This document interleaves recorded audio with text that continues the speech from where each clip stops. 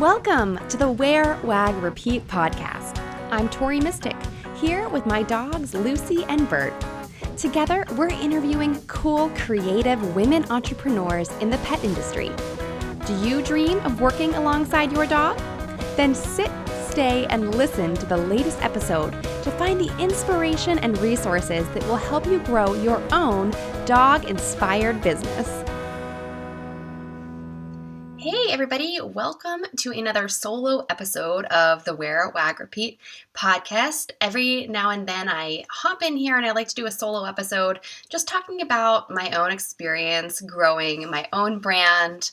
I've done episodes about the online shop and how to do Instagram giveaways and all kinds of stuff. And today I am sharing my expertise on doing a brand photo shoot, either for your pet brand or for yourself. It might be for your social media or your website or your online store.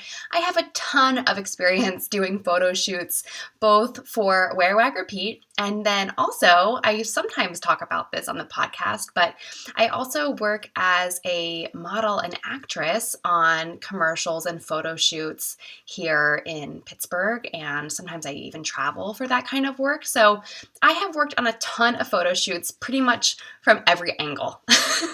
Even years ago, when I was in college, I worked at a local magazine, and I was I did everything at that magazine, but I would assist on photo shoots and help with styling a little bit and booking models and sourcing props and that kind of stuff. So I've literally worked on pretty much every different side of a photo shoot that you can imagine. So today I'm going to share some of my advice about finding photographers, locations, picking out your wardrobe, planning a shot list, advice for posing with your dog, and then I'll also talk about how you can kind of make the most out of your photos once you get them delivered. So are you ready? Let's dive in. Okay, so if you're going to do a photo shoot, probably the most important thing is you need a photographer. Step one.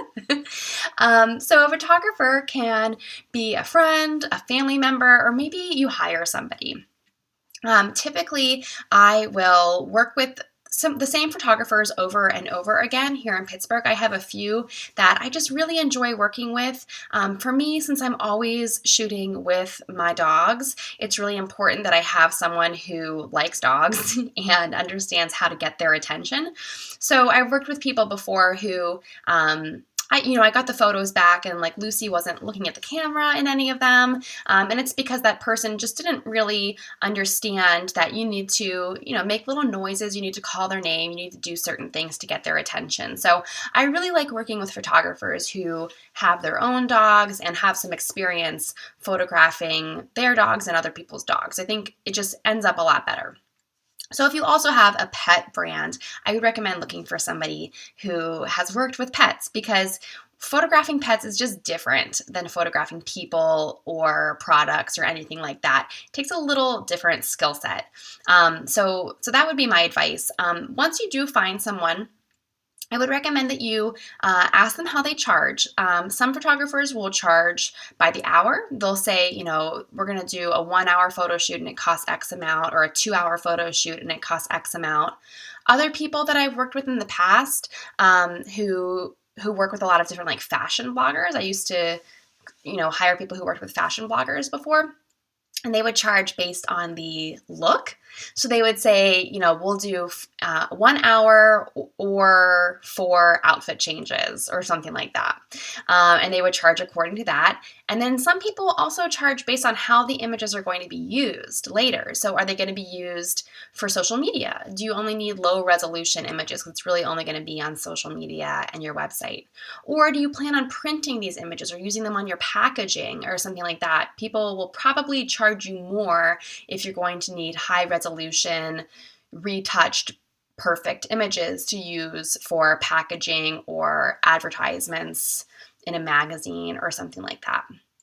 But if you're just using your images for social media content and maybe blog and website content, usually they won't charge as much. But again, it's a case by case basis. And I like to compensate my photographers. I don't really like asking for things for free usually. And so usually I'll hire photographers when I have a sponsored campaign that I'm working on. And then that way the sponsored campaign will pay for the photographer and we can shoot the images I need for that, and then I can also shoot a whole bunch of other images for my own purposes. So that's kind of a nice way to make the budget work for you. So that's how you kind of find a photographer and find someone to work with. Now, location is the next important part of your photo shoot. Sometimes photographers have a location in mind, and you can ask them, hey, do you have any favorite places that you've been wanting to shoot lately? They might have experience of what places photograph really well and what places don't. Usually, if a photographer is experienced, they'll kind of know the hot spots that are going to be crowded with like 10 other photo shoots on a Saturday, and they can maybe advise you to avoid those locations and look for places that aren't going to be quite as busy. Especially if you're photographing with dogs, you want to consider that. If you're going to a very busy, crowded place, it's going to be very hard to keep your dog's attention and to get them to sit and stay in a position long enough to photograph them. So you really want to consider your location. Some advice that I have for this is to, find some locations that you really like. Personally, I love looking for colorful walls. That's one of my favorite places to do photo shoots. And there's lots of colorful walls around Pittsburgh, but they're all facing different directions, north, east, southwest.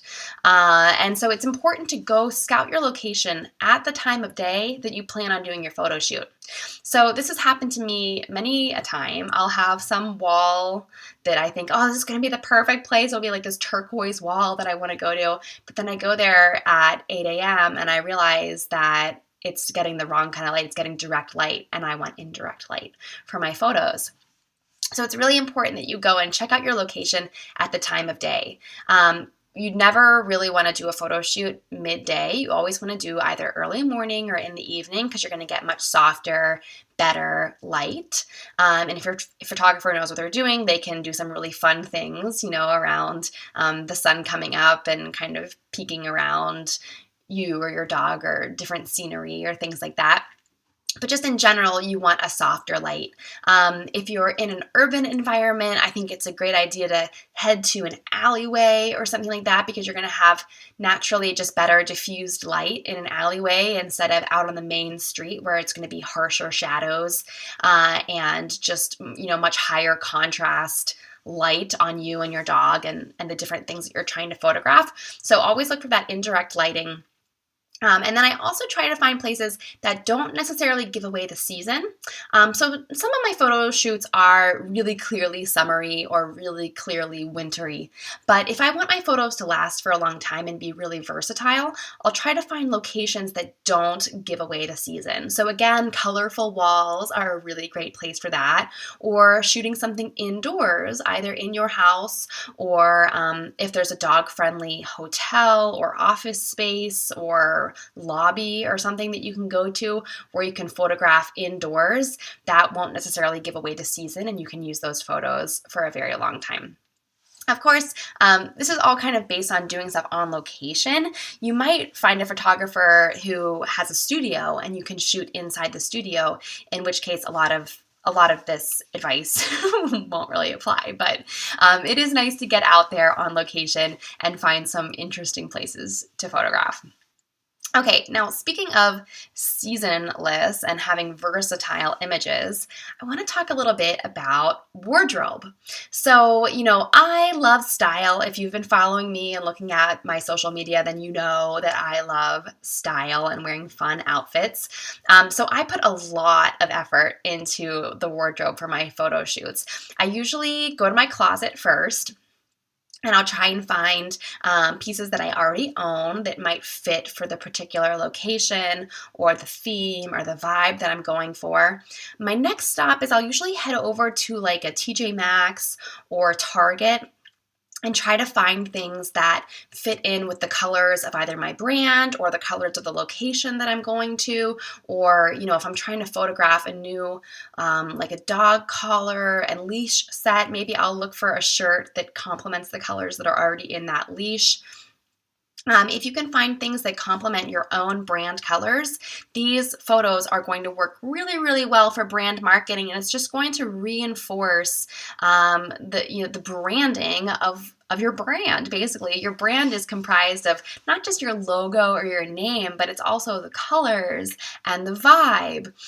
So maybe I love hot pink, but maybe a hot pink evening gown isn't really my brand, but a hot pink puffer coat is totally my brand. And that's really fun. And it's something that I can wear out walking my dogs and have fun with, but it still is going to really pop on the camera. And it's really going to just speak, wear, wag, repeat to people. So I'll go online and look at asos.com and different websites, like sometimes J. Crew Outlet has good things, or the Nordstrom Rack will have good things. So you can find stuff that's like inexpensive. That is the key. You don't want to spend a lot of money, I don't think, on the wardrobe for your photo shoots. But just find inexpensive things that are going to complement your brand vibe and your colors, and that are not necessarily too summery or too wintry, something in between. In general, a really great seasonless item is like a lightweight long sleeve t-shirt, or some layers like a tank top with a cardigan or some kind of little layering thing over top of it, or a denim jacket.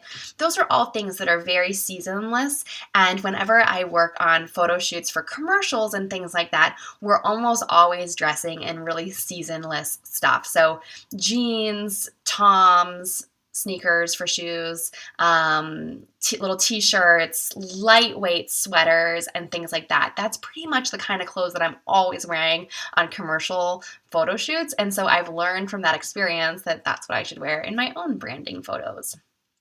Now, beyond the wardrobe, there's also a lot of little details that you want to consider. So this is, something that you might not have thought about before, is keeping your nails, your fingernails, clean and free of any polish. I wouldn't really recommend doing a dark polish or a red or anything too dramatic. I would recommend going with no polish, or maybe a clear coat, or maybe something really, really pale. My favorite would be Mademoiselle. I think it's an Essie polish is the name of, it's called Mademoiselle. And it's just like ballet slippers is another one. It's like a super, super sheer, super natural nail polish.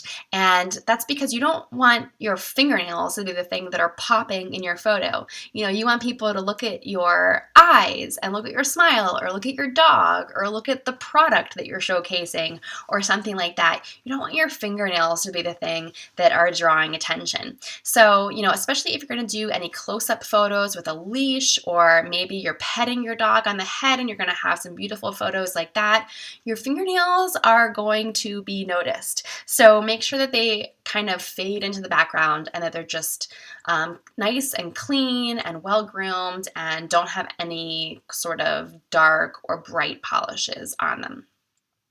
Okay, now speaking of these kind of details and drawing attention, you do want to kind of increase the amount of makeup that you wear. So you want to decrease nail polish, but increase makeup. And I know, as like dog moms and people who work from home, if you're anything like me, don't really want to wear a lot of makeup. Most days I don't really wear any makeup because I'm hanging out with the dogs. However, when I'm doing a photo shoot, I put on more makeup than usual. And that's because you're outside, maybe you're with natural light, or maybe you're in the studio and there's artificial lights on you. It's all going to wash you out more than you realize. So I would recommend putting on a little bit more blush, nothing crazy, but just put on a little bit more blush than you usually would. And I would wear a brighter lipstick than you normally would as well. Make sure to wear some kind of lipstick. I wouldn't recommend going lipstick free. The natural look is a good thing to go for, but you don't want to wear absolutely no lipstick or no blush, because you really will look like a zombie. No offense, everybody. Natural is beautiful, and I'm sure you're all naturally gorgeous. But for your brand photos, we want you to look really lively and exciting. And, you want people to be drawn into your brand and drawn into your photos. So I would recommend pumping up the volume a little bit on your blush and your lipstick. Throw on some mascara. Make sure your eyebrows are groomed how you like them. And then as far as your hair goes, don't do any super crazy hairstyles, because especially if you're going to invest all of this energy and time and probably money into a photo shoot, you don't want a crazy hairstyle that is going to really date the photos, or that it's going to make it really obvious that you took them all on the same day. So I remember I did a photo shoot, and for a while, like you guys know, I have a short pixie haircut, but for a while I was into like pushing it up in the front, so it like stuck straight up like a teenage boy. And that's fun for like certain occasions. Not so great for brand photos because it's too recognizable. It didn't really kind of lend itself to versatile photos. Every time I see those photos, I can tell that they're all from the same day. And it makes it really hard to kind of reuse them a year later or 2 years later, whereas I have other photos that I can keep using for literally years. So you want to make sure that the photos that you're taking at your photo shoot are going to be really versatile and very long lasting. It's hard to find dog mom gear that fits in with the rest of your style. I love my dogs, but I don't want paw prints on everything I own. The Wear, Wag, Repeat shop is full of artist-designed apparel, handmade accessories for you and your dog, and stylish gifts for the dog obsessed.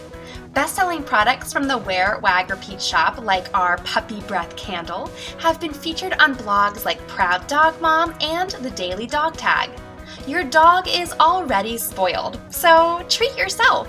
Get 15% off your first order when you visit shop.wearwagrepeat.com and use promo code PODCAST. That's shop.wearwagrepeat.com, promo code PODCAST.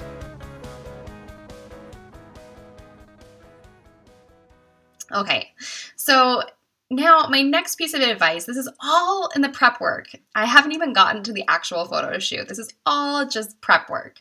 So I have one more piece of prep work until we get into the actual photo shoot. This is a very important step. So I would recommend putting together a shot list. And if you're not familiar with that term, it's basically a list of all the photos that you want to make sure that you capture. So this is something that I think wedding photographers will do a lot. They'll have a little shot list, make sure we get a photo with the grandparents, make sure we get a photo with the in-laws, that kind of stuff. And they definitely do this on professional commercial photo shoots that I work on. There's always a shot list of what we want to capture. But I don't really think very many bloggers or small businesses think of this. At least every photographer that I have ever worked with for a Wear, Wag, Repeat photo shoot, they all tell me that I'm the only person who ever sends them a shot list. But I just really like to plan and prep and make sure that every little detail is thought of ahead of time, because then it takes a lot of the stress out of the day of the actual photo shoot. So when you're putting together your shot list, you want to think about what you're going to be using these images for. So I mentioned at the beginning of this conversation, are you going to use your photos for social media, for your website, for product packaging? Are you going to make little printed thank you cards that you send out in all of the orders from your website? Or are you a dog walker and you want to print out little cards for people to share to send you referrals? You want to think about exactly what you're going to use these photos for and communicate that to your photographer. So if you want something that's going to be a square for your social media, they're going to have to adjust their framing and adjust the photo to suit that. If you want something that's going to be a long horizontal, that's like the header on your website or like on a referral card or a thank you card, and you need something that's more horizontal with a big empty space on one side where you can put some text, that is going to be a very particular photo that they're going to have to take. You're probably going to want to pose in front of some kind of a blank wall, or have some big area of sky next to your head, or a big area of sidewalk, or something like that, where you can go and put that text or graphics in later. So you want to make sure to tell your photographer about all of that. You also might want to consider, do you need anything that's a very dramatic vertical? Are you going to be using these for Instagram stories, or covers for live videos on Instagram, or anything like that? Is there anything that you need a vertical for? So make sure that you're keeping track of what you want to use these photos for, because it's going to really change how your photographer takes the photos. So you could be sitting in one spot on a bench with your dog, and they could move the camera slightly to the left or slightly to the right, and it's going to make that photo work for what you want it to work for. So just make sure that you communicate with them exactly what you want to use these for. So that's in terms of like the layout of the photos.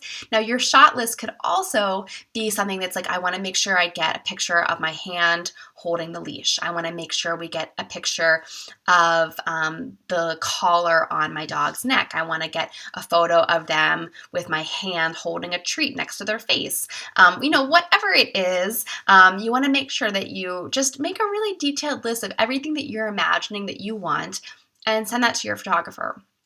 And then when you're actually at the shoot, you don't have to like look at that like it's a script for the day, because hopefully you both are kind of familiar with what you want to get out of it.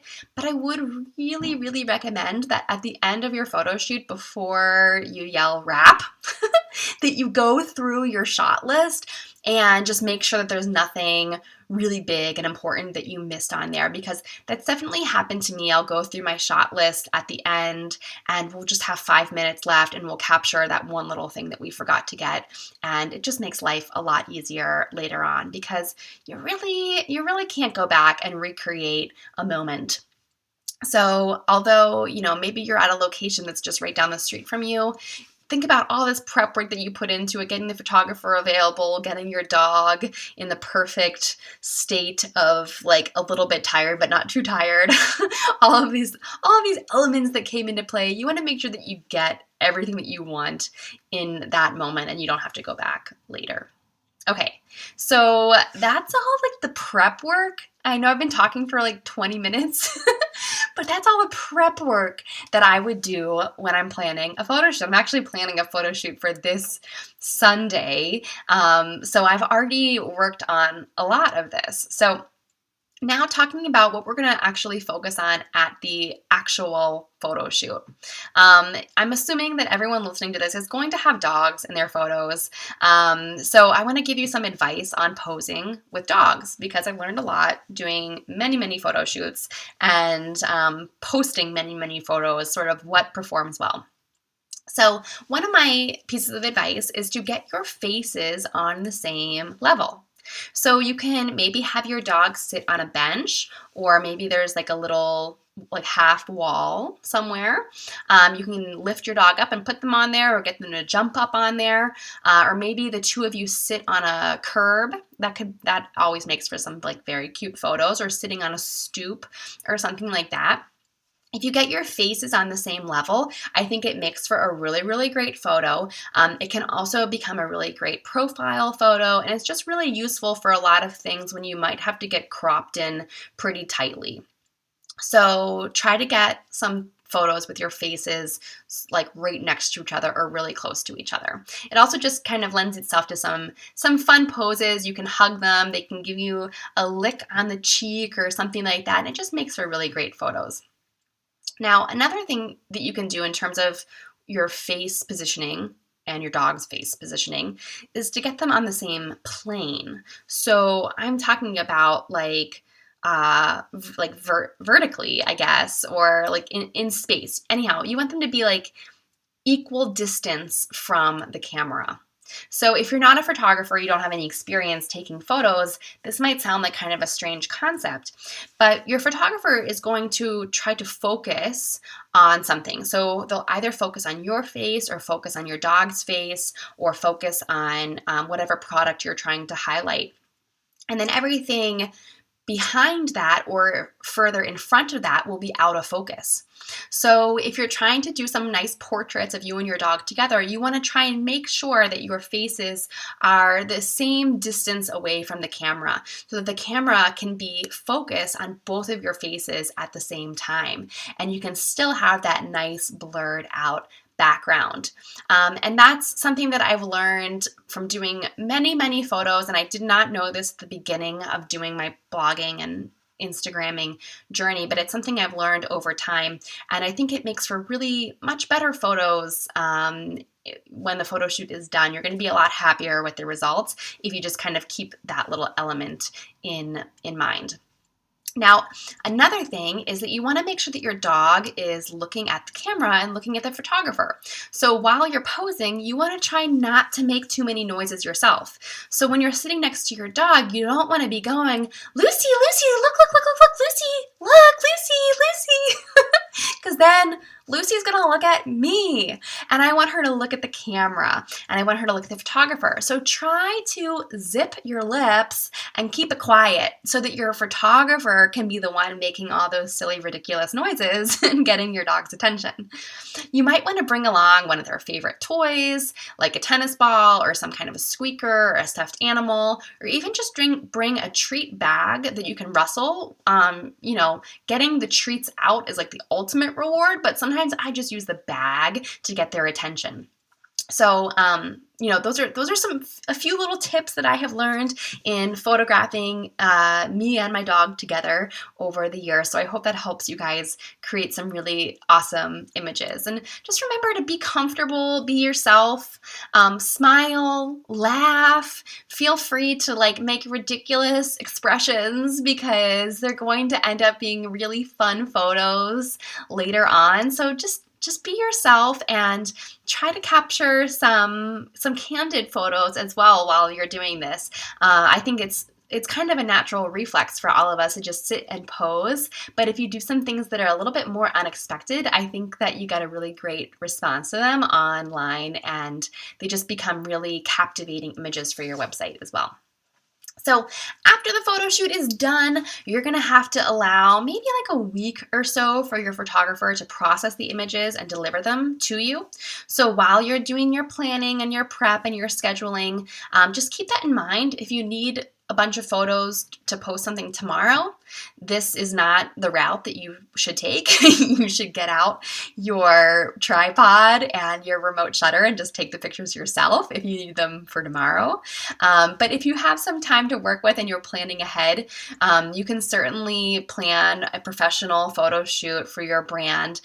Just make sure that you allow enough time for them to process the photos afterward. And then when you go to actually use the photos on your social media, one little tip that I want to share with you to, make the most of them and make this content really last is to sprinkle them in throughout other content that you have. And maybe even you have some user-generated content that you can use on social media. That way it's going to give a seamless flow to your social media and it won't make it seem like I had this one photo shoot and here's a big chunk of 12 images from that. And then I had another photo shoot and here's a chunk of images from that. If you sort of sprinkle them in, I think it gives a much better user experience when someone is scrolling through. And it will just make your brand and all your photos seem a little bit more authentic and more natural if it's sort of sprinkled amongst other things as well. So I hope that this was a really useful conversation. I can't believe I just rambled on and on for 25 minutes, but I have a lot of feelings about photo shoots. And I hope that this was really helpful. I would love to see any photos that you take as a result of this advice. Or if you have any other questions that I haven't addressed on this episode, please feel free to reach out to me. The best way to get a hold of me is by DMing me on Instagram. If you're not following me yet, the profile is at @tmistic, TMISTICK. And of course, there's also the Wear, Wag, Repeat Instagram account. You can DM me on either one, and I would love to give you some more advice on taking really great brand photos. Now is the time when you want to plan photos for the holidays. Maybe you want to put together a Christmas card or a calendar for next year. These things are all possible if you just start planning now, and you'll have really beautiful photos that will last you a long time. Thank you for listening to the Wear, Wag, Repeat podcast. You can fetch show notes at wearwagrepeat.com. If you like what you hear, please hit subscribe so you don't miss an episode. And until next time, we'll see you around the dog park.